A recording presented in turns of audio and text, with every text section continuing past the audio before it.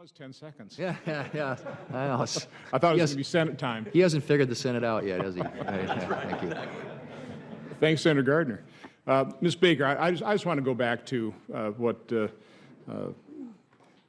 Senator Heller and Senator Markey were talking about, the challenges that your members have faced trying to, locate broadband infrastructure, not only federal land, but also federal buildings.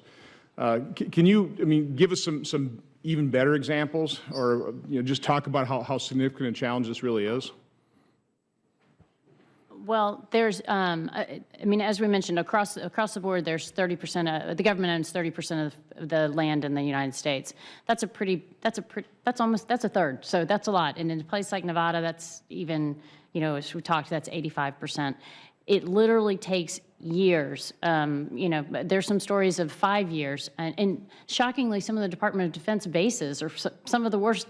And historic buildings are bad.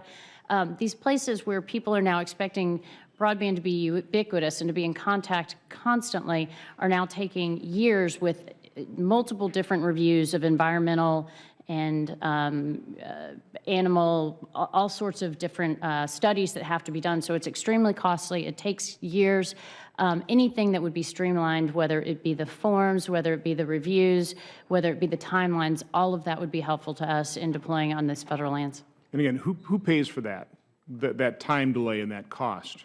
Well, ultimately consumers, but obviously the companies pay for all of the studies that go into the siting on federal lands. But bottom line, it's consumers. We drop calls, we can't get access to the data, and in the end, it's our bills that really reflect those costs. Can you just speak? Obviously we have been encouraging the GSA to actually complete its mandate under the Spectrum Act 2012. Can you just talk? First of all, I'd like your evaluation if you're in contact with GSA. Are they moving forward? Are they going to meet their commitment to complete their work by the end of this fiscal year?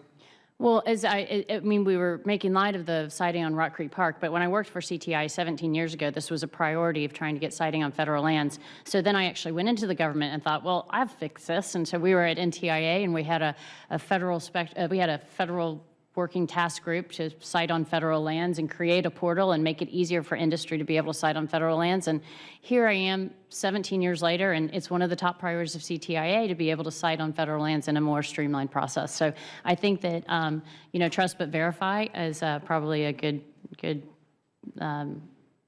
warning here. Any suggestions you can provide GSA in terms of actually completing its mandate, and, again, information you can offer them to encourage their activity? I think having Senate oversight is a really important. It obviously worked for the FCC for non-federal lands. Okay. Well, thank you. Thank you, Mr. Chairman.